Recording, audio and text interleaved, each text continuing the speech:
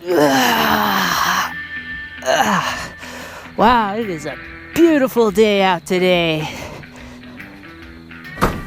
So I got a comment here from a Benjamin. He says, hello from QC, Canada.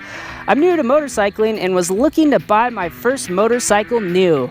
I was wondering if you could do a video talking about your TW200, talking about reliability, maintenance, cost, and intervals, mileage yours has, frequent problems, and etc. By the way, I'm new to your channel and absolutely love it. Keep up the good work. Well, thank you, Benjamin. I really appreciate your comments. So this video is going to be 5 things to know before buying a TW200. Let's get this started. So thing number 1, we'll go with maintenance cost and interval. Definitely a strong point of the TW200 is that it's really cheap to maintain. Parts don't cost that much and you really don't have to do a whole lot to it. You do still have to maintain it, but it's nothing too crazy. Like a more expensive high-tech bike out there. It's definitely a utilitarian type of bike. They started making this thing back in 1986 and they're still making it here today in 2018. They did update it a little bit in 2001. They gave it a hydraulic front disc brake, a little bit better headlights, an automatic timing chain tensioner, but for the most part it's pretty much remained the same. But if something works, why change it, right? It's definitely a do-it-yourself kind of bike, super easy to work on. It'll help you build your confidence if you've never worked on bikes before. It's just so simple.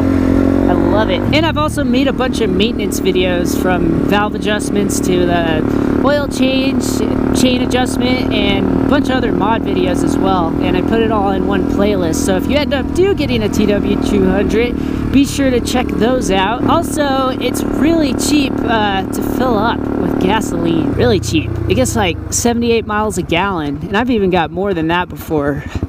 Usually, I'll get about 100 miles before I have to switch to reserve. And then when I fill up, usually only costs about a couple dollars. You get to go have fun for 100 miles on a couple dollars. That's quite good value right there. Because yeah, if you're exploring with a Jeep or an SUV, gasoline gets really expensive. There's trade-offs to both. Like, you can carry a lot more people, you get air conditioning, but I don't know, I just never thought driving an SUV off-road was all that much fun personally. So as far as the maintenance interval goes, when you buy the bike new, you gotta do an oil change and check the valves and some other stuff at about 600 miles. That's your kind of break-in period, and then it's not fully broken in technically till about 1,000 miles according to the owner's manual. But after the break-in period, oil changes are every 3,000 miles. And I'll leave all the maintenance interval stuff down below in the comments if you want to check it out, if you're interested in it and want to know before you buy it. It should also be in your owner's manual, unless you're buying it used and they lost it, but you might be able to find it on their website. I'm not sure. Oh yeah, what else do we got?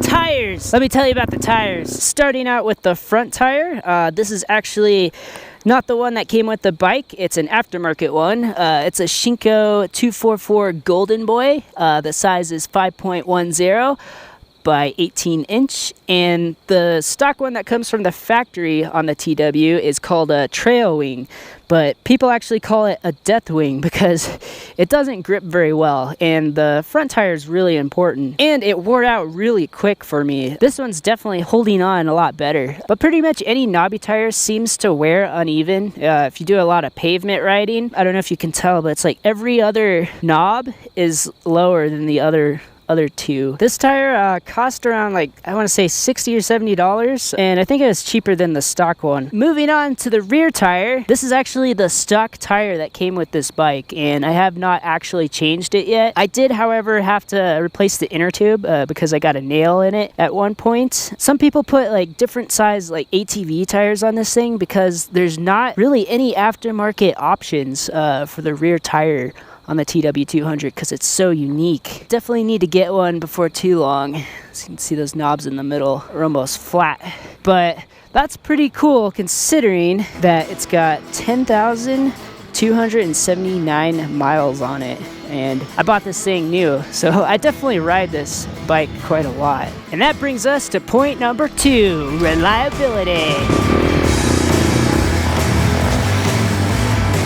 So yeah, it's definitely another good thing about the TW200. This bike has been nothing but reliable for me. It's never broken down and left me stranded. And after 10,000 miles, that's pretty good. I did, however, have an issue with the stock battery. It's a lead acid, and for some reason, all the electrolyte kind of leaked out over time. Not sure why that is.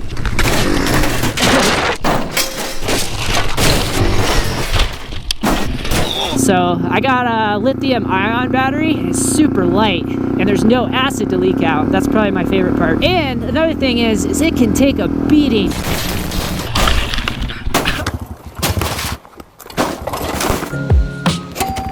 It's just like a clock that keeps on ticking. Ooh, I want to go up there to those rocks. That looks like fun. All right, thing number 3, all of the great features it comes with. Starting out, it's got all the street legal stuff. It's got your horn.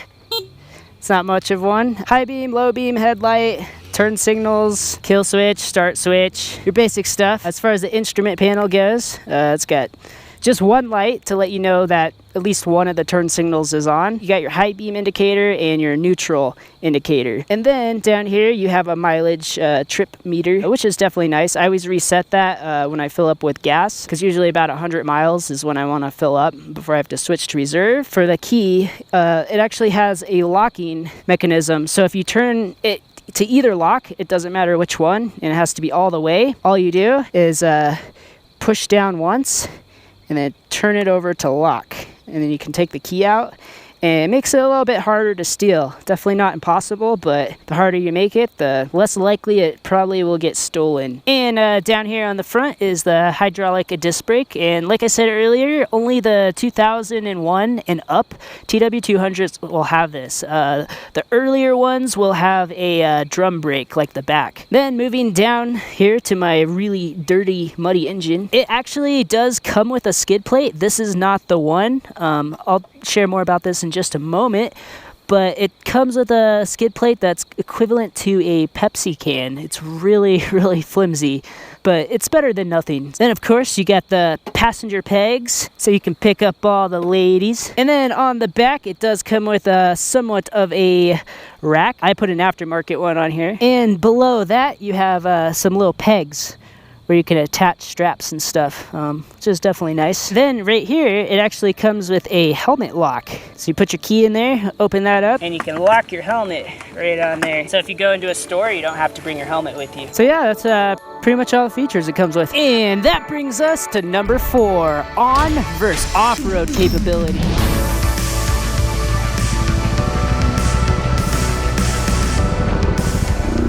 So the TW loves off-road the most. That is for sure. Now, I mean, on paper, this bike doesn't have really great specs for off-road. Like, it just doesn't have a lot of suspension. It's around like 5 or 6 inches on the front and back, but it definitely makes up for it with the bigger tires. And honestly, this bike can go pretty much anywhere like any other bike can go. I've taken this bike on some pretty gnarly stuff. It does have a lot of good low end grunt, and it is geared really low from the factory. So low, in fact, I would be like in 3rd gear just to get through a stoplight. But you can always change the gearing to whatever kind of riding you like to do. But yeah, if you want to go fast and always go balls to the wall off-road, I would definitely look into a different bike. And the awesome part about dual sports is on-road capabilities. It's definitely a lot more boring. It just doesn't have a lot of power to go fast. This is full throttle. Anything like 55 or below is great for the TW200. I honestly love being forced to take all the back roads, and around here, like, I can get pretty much anywhere just taking all the 55-mile-an-hour roads or below, and it just gives you a unique experience because you never know what you'll find. If you have to do highways, the TW200 won't really be for you unless you want to trailer it or take it in a truck. Let's do a little top speed run, see what we can get up to. 60. Well, she go faster, Captain. Oh, 65. Check that out. Oh, got up to probably around like 67, 68. Whoa, hello. That could have been bad. That's a bad donkey. And then last but not least, number 5. What kind of mods can you put on this thing? So the first mods I would recommend getting if you plan on doing any sort of off-roading with the TW200 is some kind of handguards. Like, you don't have to go real expensive or anything, but definitely get real handguards that actually wrap around and attach to the bar end, because as soon as you like lay the bike down, even just a little bit going slow, you'll probably break one of your levers. And also they protect your hands really well. The next mod I would definitely recommend, especially if you do any serious off-roading, is definitely a better skid plate. The stock one, like I said earlier, is just seriously like a Coca-Cola can, and I even ripped it a little bit on a rock, and I was like, oh, time to get a real skid plate. And this one is freaking sturdy. Like, you can just smash it into rocks, it won't bend or break or anything. Made by Ricochet Off-Road. And then as far as comfort goes, I would definitely recommend getting some wider foot pegs. These are probably definitely the cheapest mod. I paid like $15 for these, and I have yet to break them. But yeah, definitely worth it. Makes riding so much more comfortable, and also I feel like it protects your bike a little bit more. And then on the back here, I have an LED taillight kit, which definitely cleans it up a lot more. I got some tiny turn signals just for the back, because I don't want to get rid of the running lamps on the front, or else I would have put these on the front as well. And then of course, pretty much like any bike, you can change the gearing, the front and the rear sprocket. If you want to do like a lot of crazy forest stuff, like really slow, you definitely want to go with some lower end gearing. And then higher end gearing will be better for like higher speeds and stuff. It just depends on how you want to use the bike. Stock gearing is pretty darn low, like I said earlier, but you can even go way lower if you want it to. And then on the back, you can get a lot of different style of racks. This one is made by Man Racks. I'm definitely happy with it. If you want a lot more space and you want to carry a lot more stuff, I would definitely go with the cycle racks. But also the Man Rack, you can get them with like Rotopax mounts and stuff, so you could put like a fuel tank back here. And then on top of that, I just have some tactical Molly bags on here, held down with rock straps, and I really like this setup. It's very sturdy, doesn't go anywhere. And then up here I have a Wolfman Enduro tank bag. I love this thing. It just makes it so easy to get to all your stuff. It has a place for your phone and everything. And then also, of course, you can get new bars, and I have 2-inch rocks risers on here. There are all kinds of bars and different risers setups you can get. It just depends on what would be most comfortable for you. Definitely taller people are really gonna want risers on this thing. And then for lighting, right now all I have on here is a Cyclops 3800 lumen LED headlight bulb, and I really like it. And then you can also put auxiliary lighting on here, as you will see in a future video. As far as performance mods, there's not a whole lot you can do. I have a DG exhaust on here. There's like 4 different silencers you can get for it, which is pretty cool. And then also you can rejet your carburetor. It just depends on your altitude. I live at high altitude, so I really didn't need to rejet when I put the exhaust on here. There's not a whole lot like for modifying the engine. I mean, yes, you could put like cams in it and stuff, but it's just not like a really like popular thing people seem to do. You're kind of just stuck at the power it's got for now, unless someone comes out with something really cool. Well guys, that sun's gone down, but hopefully this video gave you a little bit more information on the TW200 if you're thinking about getting one. Woo! It's definitely a fun little bike. I definitely will always be keeping this little T-dubs here. But if you guys have any more questions about it, be sure to let me know in the comments below. And of course, if you want to see more videos like this one, don't forget to hit that subscribe button, and I will catch you guys later. Peace out.